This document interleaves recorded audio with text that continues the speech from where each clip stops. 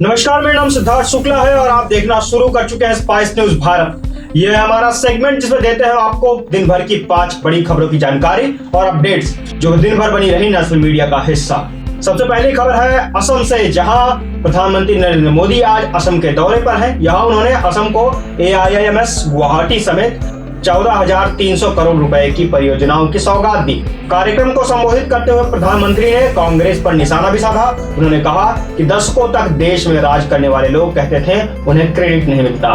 दूसरी खबर जम्मू से है, जहां जम्मू संभाग के जिला उधमपुर में बैसाखी के पर्व पर अचानक बड़ा हादसा हो गया। जिले के चिनैनी में बैसाखी मेले के दौरान पुल टूट गई, जिससे देविका और तवी नदी के संगम स्थल पर वैनी संगम में बैसाखी का मेला आयोजित किया गया था। यहाँ हजारों की संख्या में लोग पहुंचे हुए थे। इसी दौरान देविका नदी पर बना लोहे का पुल बीच से धंस गया। बताया जा रहा है कि इस हादसे में 50 से ज्यादा लोग घायल हो गए हैं। वहीं आनंद फाइनल में घायलों को अस्पताल पहुंचाया गया। ASP उधमपुर डॉक्टर विनोद कुमार ने बताया है कि पुलिस और अन्य बचाव दल मौके पर पहुंची है। रेस्क्यू ऑपरेशन चलाया जा रहा है और घायलों को अस्पताल पहुंचाया गया है। वहीं तीसरी खबर यह है कि जेल से बाहर आने के बाद एक बार हिंदूवादी कार्यकर्ता काजल सिंघला उर्फ काजल हिंदुस्तानी ने फिर से अपनी पुरानी बात दोहराई है और उन्होंने लैंड जिहाद, लव जिहाद और जबरन धर्मांतरण के खिलाफ अपनी आवाज उठाती रहेंगे, ऐसा उन्होंने कहा है। गुजरात के ऊना में रामनवमी पर घृणास्पद भाषण देने के आरोप में उन्हें गिरफ्तार कर लिया गया था और गुरुवार 13 अप्रैल को उन्हें अदालत ने जमानत दे दी थी। इसके बाद उन्हें जूनागढ़ जेल से रिहा कर दिया गया था। बाहर आने के बाद मीडिया से बातचीत के दौरान उन्होंने इस्लामी कट्टरपंथी के खिलाफ अपना संकल्प दोहराया है और जेल में बाहर आने के बाद काजल हिंदुस्तानी का समर्थकों ने फूल बरसा कर स्वागत किया। इसी दौरान जय श्री राम के नारे भी लगाए गए। पत्रकारों के सवाल का जवाब देते हुए काजल ने कहा कि मैं अपनी बात पर कायम हूँ, मैंने कुछ गलत नहीं कहा था, मैं कभी भी कानून के खिलाफ नहीं गई, इसलिए मैं डरती नहीं। मुझे अपनी न्याय व्यवस्था पर भरोसा है, मुझे न्याय मिला और इसलिए मैं आप सबके साथ हूँ।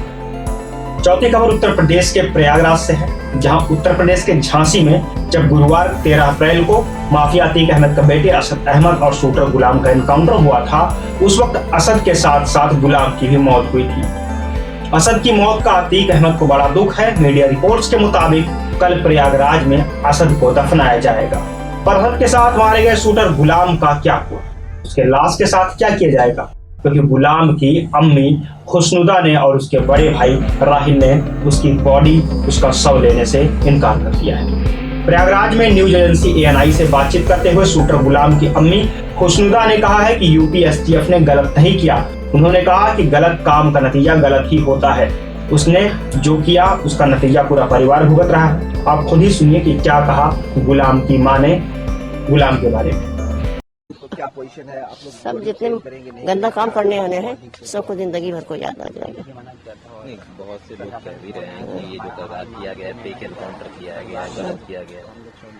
अब हमारे हिसाब से तो गलत नहीं किया। जब किसी को तुमने मारा गलत किया है, जो तुम्हारे पर कोई आया है तो हम कहेंगे गलत किया है, सही किया है। क्या आपको इस बारे में पूरी जानकारी थी कि वो अतीक के लिए काम करता था? अतीक के लिए बहुत अच्छा लड़का था, माँ बाप के लिए था, सबके लिए था। ये 2-3 महीना से कौन इसको ले गया, कौन बहकाया।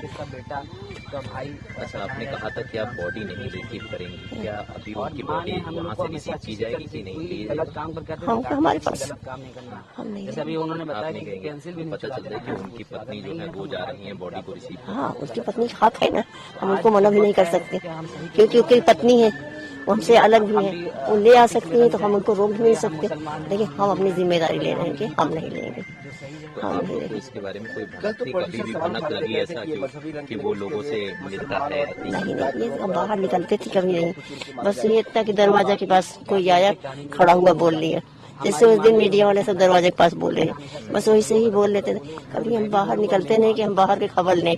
और ना ऐसा था, बीच से बहकाया गया है, चाहे जी बहकाए हो, किसको कर सकते हैं, नाम भी नहीं ले सकते कि कौन बहकाया, कौन ले गया इसको, लेकिन कोई न कोई इसको बहका ले गया, बहुत बुरी तरह से बहका के ले गए।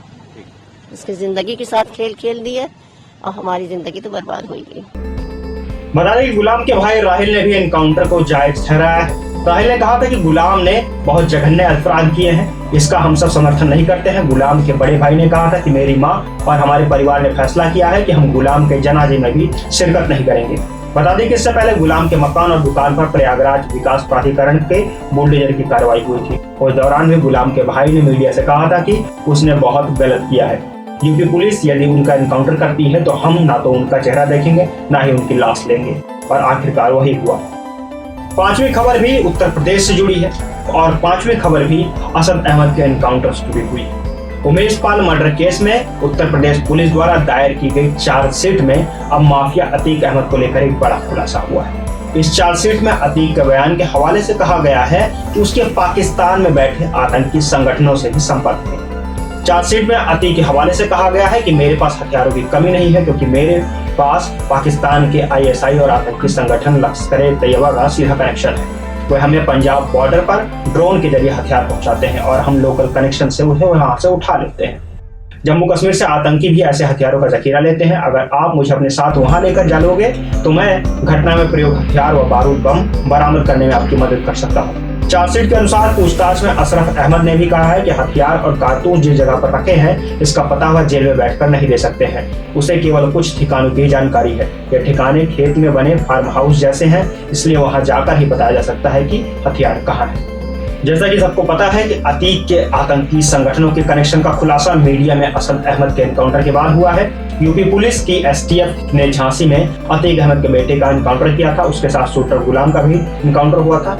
इन दोनों ने प्रयागराज में उमेश पाल पर गोली चलाई थी और उसकी हत्या कर दी थी। साथ में 2 पुलिस वालों को भी मौत के घाट उतार दिया था।